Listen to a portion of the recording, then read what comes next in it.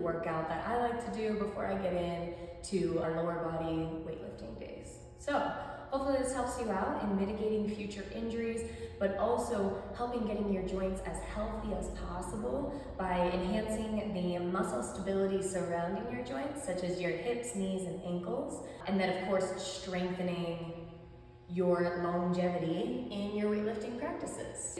We normally want to begin from the ground up warming up. So we're gonna start first with your feet. My favorite and least favorite posture of all time. This is known as a toe stretch. Notice how all 10 of my toes are tucked underneath me. This is gonna stretch deep into the bottom of your feet. And the more that your feet are stretched and open, the more ability you're gonna have to grip into your feet, into the floor for more balance. So you can hold here for however long feels doable for you. I like to time myself and notice how much more time I can hold it. So you might start first with 30 seconds and that's more than enough.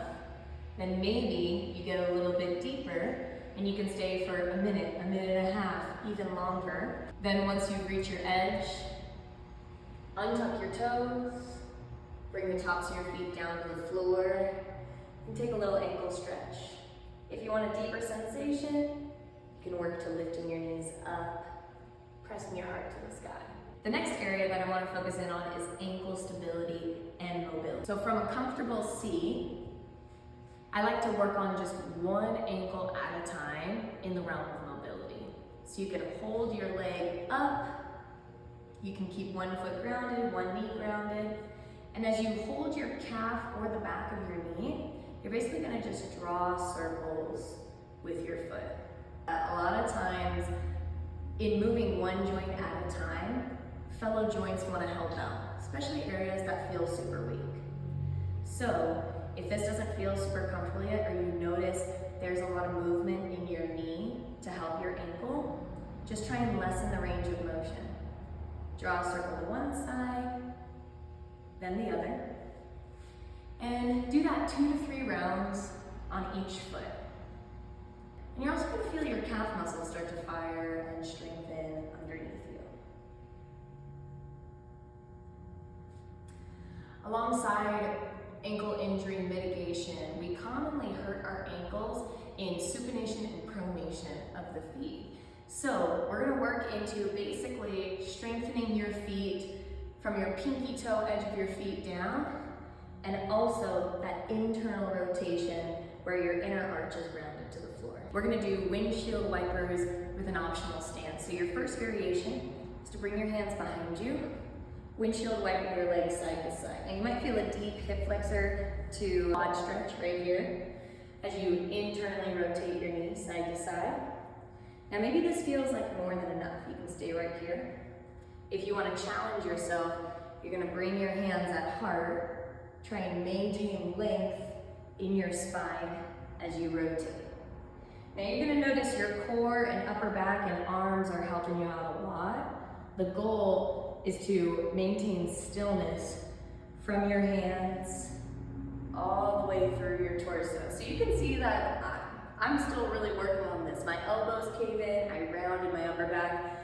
So it's okay that it's not perfect. It's just meant to be progress. You can do that maybe 5 times to the right and to the left, and if you want a little bit more, you're gonna add in a stand, so activating your glutes. You'll basically rotate your knees, untuck your toes, lift your hips up, bring yourself back down, rotate to the other side, lift back up, and bring it back down. And again, 5 times on each side. It's gonna get your hips, knees, and ankles all working together. And if you have a history of knee injury, like I do, this might be super tough, this stand. So just be patient with yourself, squeeze your glutes to rise up. Now we're gonna stand up, work on opening a little bit deeper into your inner thighs.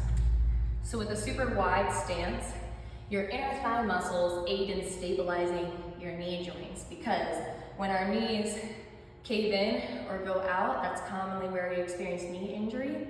So opening and contracting your adductors is going to help out a lot with strengthening your knee joint. First in a wide-legged forward fold, and then just find a little bend side to side like you're going into a lateral lunge. Now, anytime that your tailbone is behind you to strengthen your glutes, you want to press your weight into your heel. But anytime that you're standing up, you want to try pressing your weight into your toe for a little bit more of a momentous lift. Now maybe you stay right here. Maybe you really challenge your inner thigh strength by bringing your hands at heart. Or even get yourself a little bit closer to the floor. So this is a deeper form of knee flexion. Could feel really good, could feel pretty tough, but it's gonna stretch super deep into your inner thighs. You can travel side to side, right and left, snap, crackle, pops with your knee joints. You can also bring your hands at heart, move to one side, and move to the other. Woo! And if you fall, your glutes are here to catch you. They're some of your largest muscles for a reason, you know? They're here to create that cushioned fall, so use them. From your low, this is also known as flying monkey pose or skandasana in yoga, you'll come down to a seat. Since we've worked a lot into our ankles and foot stability, we're gonna really focus in on knee rotation and hip flexor strengthening. So first, you're gonna capture your hands around your shin to stabilize your knee. Press into your heel, lift your toes up. Draw basically like a little windshield wiper action with your foot. Turn your foot to the right and then to the left, or whatever your right and lefts are. And you're gonna notice, you're gonna feel this rotation of your knee joint where your tibia and fibula connect to your knee joint, and you can feel that rotation kind of happening. So if you feel your knee kind of moving side to side to create that rotation, use your hands to stabilize your knee. Try and just move your foot side to side. Do that maybe 10 rotations in total. So one to the right and to the left is a single one, and you'll do 10, 5 to 10. Back into the rotation of your hips, you can do internal and external rotation from your knee to hip, seated in this shape. With your hands behind you, it's gonna create a little more ease. Hands at heart, it's gonna be a little more effort. You'll internally rotate your knee, square your hips, just let yourself feel the shape. It's super funky. And then rotate your knee as far out to the side as you can. Maybe your knee touches the floor, maybe it's lifted like mine, but you wanna try and maintain a regal stance in your spine. So you can bring your hands behind you for that extra bit of lift. Internally rotate, externally rotate. Do this about 6 times in total. So you'll do one out, and then the second one is in. So you'll do 3 per each. Now once that's done, this is my least favorite one, but it's the most impactful. So we're gonna work into hip flexor strengthening. Hold your knee close to your chest. You can always use both of your arms for extra stability. You can also bring your hands behind you for extra length. But I want you to point your toes, so plantar flexion is pointing your toes away from you. Use your hip flexor to lift your heel up as high as you can. Ooh, girl. Oh my gosh. Cue This Is Me Trying by Taylor Swift right now, because this is me trying my best. I'm sorry, I know that you didn't come here for Taylor Swift and everybody's talking about her, but she did sing that as the surprise song for the Eras Tour concert that I went to. No big deal. Okay, anyways, we're gonna try this together. Try and lift your toes up as high as you can. So, if you're trying this and you're like, girl, I cannot lift my heel away from the floor, that's okay. I want you to squeeze your calf muscle all the way up to your hip and try and lift your ankle up. See how much my quad is fired? You're not missing out on any engagement by not lifting your calf away from the floor. But if you let yourself really think about it, almost like you're trying to move your pinky toe, squeeze to lift as high as you can. want to challenge yourself a little bit more, you can bring your hands at heart or hands behind your ears, lift up as high as you can. You're naturally gonna lean back. That's inevitable, right? But the goal is to have so much core strength and stability and independent strength of your hip flexor that you can lift your heel up with a lot of stability in your spine. I'm gonna challenge you to do 10 on each leg. I know, that sounds terrible. Just play This Is Me Trying by Taylor Swift, okay? It should be the length of the song. And once that's done, let's take a little hip flexor stretch. So you'll basically find a runner's lunge. Bring your left foot out super wide, tap your knee to the floor.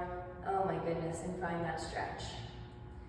So a lot of times when we're experiencing low back pain or hip flexor tightness, it's because we need to strengthen our hip flexors rather than stretching them. But this can feel really juicy after all of that strengthening work. And last but not least, we're gonna do a little bit of a mobility for stability exercise. And this should seal off a good amount of our lower body prep for weightlifting. It's going to be a lateral lunge up to a stand. So it's working into basically every joint, ankles, knees, and hips. You're gonna start first with a nice wide step. Find a lateral lunge into one knee. And then as you rise to stand, you can stay right here, work on a heel lift with your lateral lunge foot. So you'll lunge and lift. You're working into everything, every joint that we just warmed up.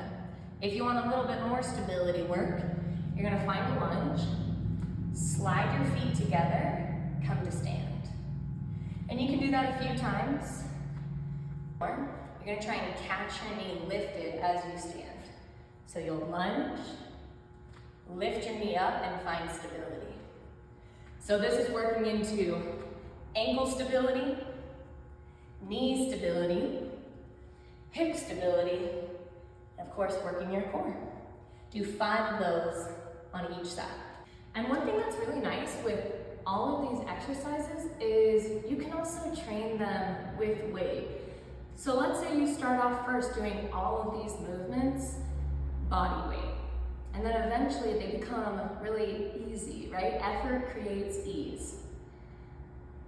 When you hit that point, add in load to all of the movements. So you'll just add in holding a weight or any form of extra weight resistance. If you want to further train yourself deeper into these mobility drills, grab a weight.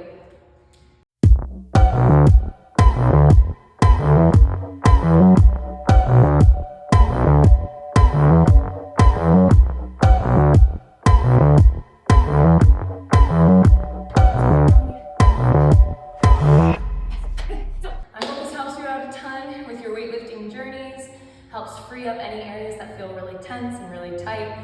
And let me know your thoughts in the comments below. What worked for you, what didn't. If you're ever curious for a personalized mobility warm-up contingent on your goals, your needs, you can always reach out to me via the link below. Thanks for watching.